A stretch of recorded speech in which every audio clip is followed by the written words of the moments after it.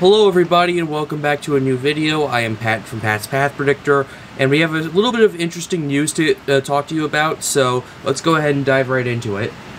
Alright, so this is what we have right here. For tomorrow we have a slight risk issued from La Crosse, Wisconsin down to Des Moines, Iowa. Right here the marginal risk goes from the US-Canadian border all the way down to northern Missouri right here. The generic thunderstorms though stretch from Washington, Oregon, northern California, all the way up to the Michigan Upper Peninsula. So that's what we have right here. We also have a small area of generic storms in Texas right here, but we'll go ahead and get right into the severe stuff. So the tornado risk is right here.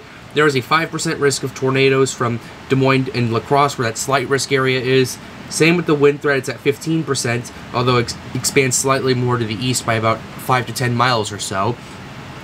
There's right there that 15% risk.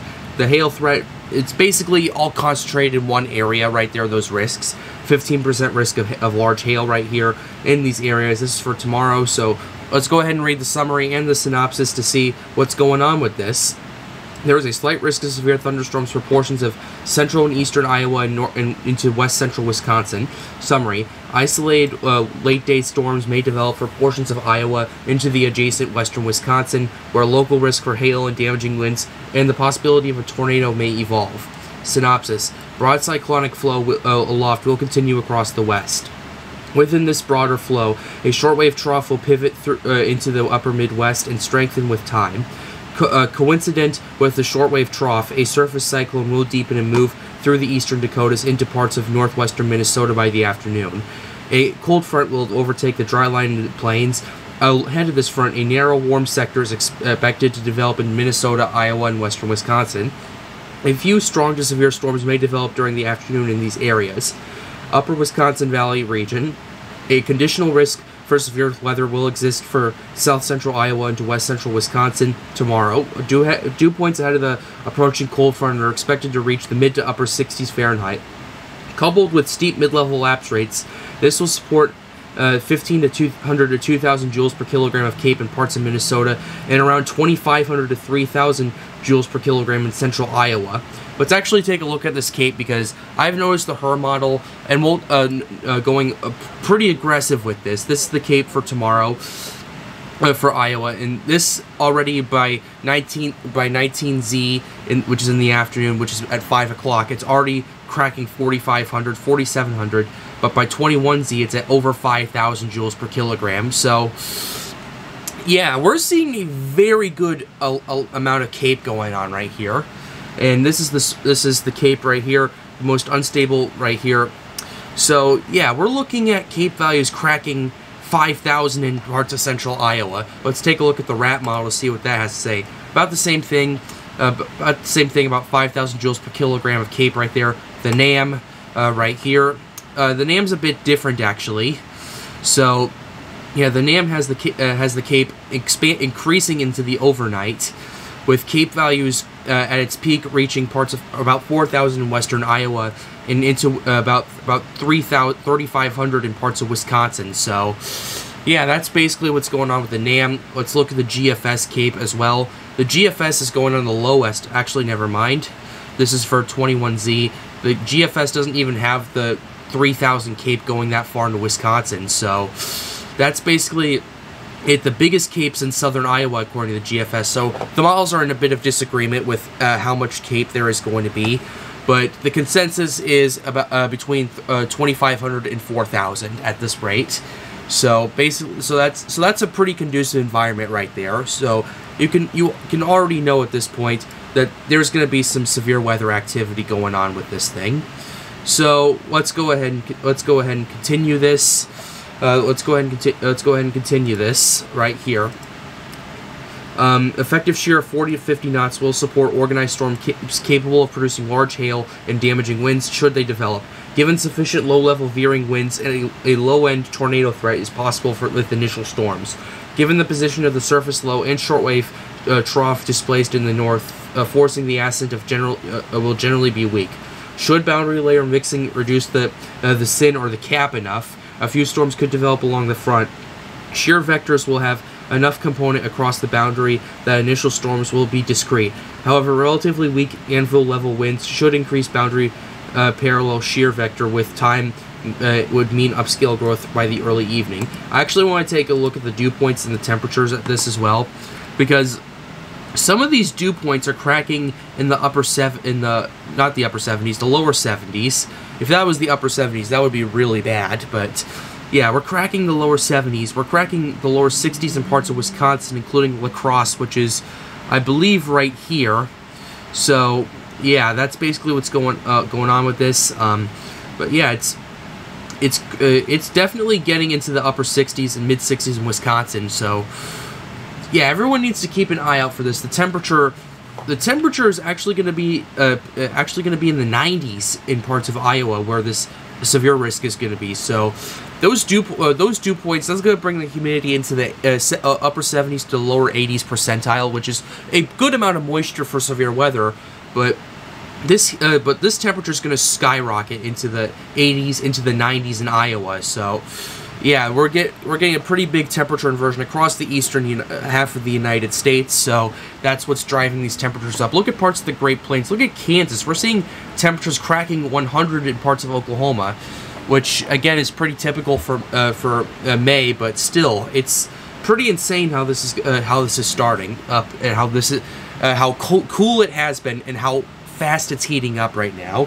So that's basically what's going on with day 2. Let's go ahead and go to day 3. There is now a slight risk of severe weather for parts of Texas right here, including Lubbock and Midland right here. So, yeah, that's basically the slight risk. The probabilistic is still 15%. There's no significant severe or anything like that. So let's go ahead and read the summary and the synopsis. I'm glad they actually condensed these down. It's an easier read for me and easier to consume for you guys. So let's go ahead and dive right into it. There's a slight risk of severe thunderstorms across portions of the western Texas. Summary: a few severe storms may evolve across portions of western Texas late during the day on Tuesday, accompanied by hail and wind risk. Synopsis: While the upper low lingers off the east coast, a persistent trough will remain over the west during this period.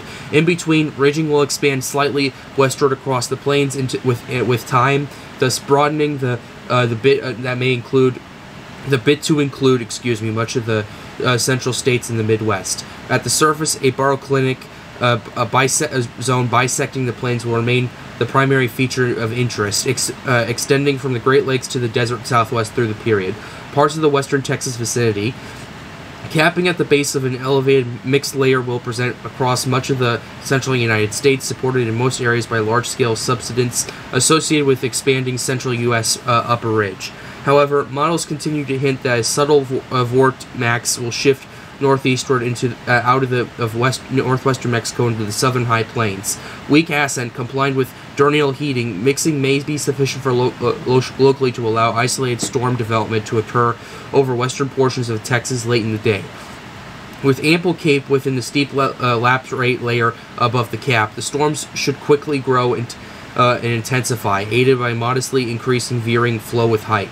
As such, a risk for locally damaging wind gusts and large hail will be possible for a couple of the more organized cells before the convection diminishes during the evening and the cap becomes reestablished. So, basically what this is saying is that there's going to be a period of a few hours of where severe storms are most likely to develop. However, in that time frame, we could be seeing large hail and damaging winds with this. However, as time goes on, the cap is going to become reestablished and basically keep the cape in there. So that's why they're only going with the slight risk right here. I want to actually take a look at the cape with this as well in the southern Great Plains. Let's look at the temperature first for day 3. We're going to go with the RAT model actually, just to establish it a bit more. So let's do the convective surface-based cape. This only goes out to 18. This only goes out to 18Z, but let's go ahead and use the NAM 21Z. It's still about the same thing. So the 18Z already has cape of, in this area, over 4,000 joules per kilogram. Right here. We're getting close to 5,000 in some areas of Texas, but this is the primary area of severe weather. We're close to cracking 4,000 joules per kilogram. The cap there is a bit more. The cap here, especially down in southern Texas, is much more established, so it's going to take a lot more cape to basically break the cap and cause this severe weather to happen, which If it does happen, it could happen for a few hours, and then the cap's going to shut it off for the rest of the night. So that's basically what they're talking about. The dew points aren't the best for this area. We're looking at areas into the upper 60s to 70s, which is a pretty good amount of moisture right there. But I would expect areas in the lower 70s as well. So that's basically what's another thing that's holding back the most right there. The temperature, though, we're looking at lower 80s and upper 80s into the 90s in this area. So definitely into the mid 70s to upper 70s in dew point temperatures right there. So, sorry, not dew points, I mean humidity. So that's basically what's going on right here. It's not the best environment for severe weather right there. That's why they're only going with the slight risk, but only time will tell what will happen. So that's basically what's going on. Now, the next interesting thing I want to talk about is day 5. There is a 15% risk through most of Minnesota, all the way to Nebraska and the Dakotas right here. So this is a very interesting development that has gone on, considering that we did not see this yesterday. This is just predictability too low. We're seeing a massive area of this. So let's actually go ahead and read this just to show you what's going on with this. But before we do, let's read the context of day 4 real quickly.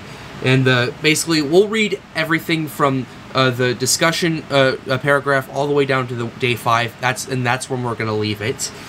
Discussion. The medium range period appears likely to be characterized overall by eastward advance of a formerly quasi-stationary trough over the west.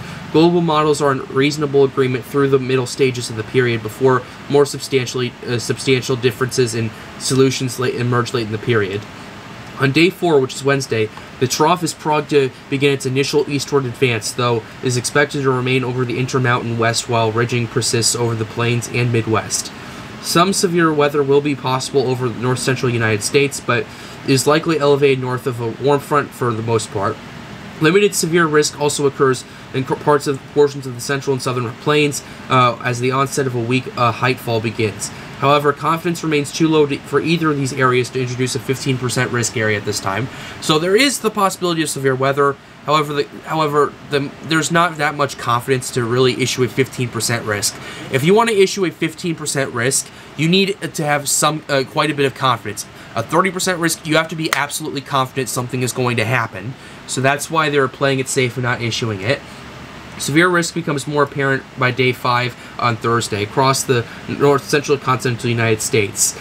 As the western U.S. trough shifts northeastward across the central high plains towards the northern plains but into the afternoon, models indicate a feature acquiring negative tilt with time, supporting fairly substantial northern plains cyclogenesis.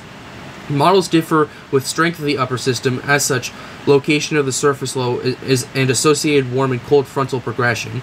Still, confidence is high enough to include a broad 15% risk area to cover what happens at this time to be the envelope Still, confidence is high enough to include a broad 15% risk area to cover what appears at this time to be the envelope of the greater risk. Excuse me for that. I thought I was reading that wrong. I wasn't. Given several days of low-level moisture advection beneath the steep lapse rates aloft, and the increase in deep layer flow along will accompany the advance of the upper system. Potential for supercells and all hazard severe risk seems a reasonable bet for the afternoon to the overnight hours. So that's basically the situation we have for day 5. And I actually want to go back to the models right here. We're actually going to be using the GFS because that's the only one that goes out the furthest at this rate. And we're actually going to be taking a look at the Cape first just to understand what's going on with this. So let's go ahead and do this. This is 4 days out for Thursday. So yeah, this is an interesting situation right here. Let's actually go right here for the Cape. Pretty interesting stuff is going on right here with this. We're seeing Cape values 5 days out cracking 4,000 in some areas of Wisconsin right here. But the general area, we're seeing 2 to 3,500 joules per kilogram of Cape through the Dakotas, Nebraska, a little bit of Iowa, into much of Minnesota right here. If there's going to be severe weather, it's probably going to be in this area right here. In fact, all these areas are under the 15% risk, but the most severe weather area probably be around here. But that's my 2 cents. Don't don't run off and tell people that that's where it's going to be, because we don't know everything yet. So let's go ahead and continue. The dew points are actually going to be pretty impressive for parts of Minnesota and Wisconsin. We're seeing lower 70s in parts of Iowa, Wisconsin, into mid-70s even, in parts of upper 60s to lower 70s in Minnesota. It's not so impressive in parts of the Dakotas and Nebraska right here, at least in these areas. So it's still pretty decent, but we're seeing lower 60s to upper 60s right there. So that's what's going on. The temperatures, they're going to be pretty warm. In parts of Minnesota, 82 to 83 to 81. Parts of Wisconsin, we're looking into the mid to upper 80s. Parts of the Dakotas, mid 80s as well. So generally we're seeing mid 70s to mid 80s% humidity. So that's basically the situation we have right here. Relative humidity. Well, the relative humidity, basically that's what's going to turn out to be at this rate. So that's basically what's going to be going to happen, at least as of right now. We don't know everything, so please keep that in mind. I'll keep updating you guys as the situation progresses. But with that being said, that is going to wrap up this video. I hope you enjoyed it. Be sure to leave a like and subscribe to the channel if you are new. It helps me out and helps me make more videos like these. The goal of this channel is to get more people involved with weather, and that is what I'm trying to do. And with that being said, guys, have a wonderful day. Stay safe.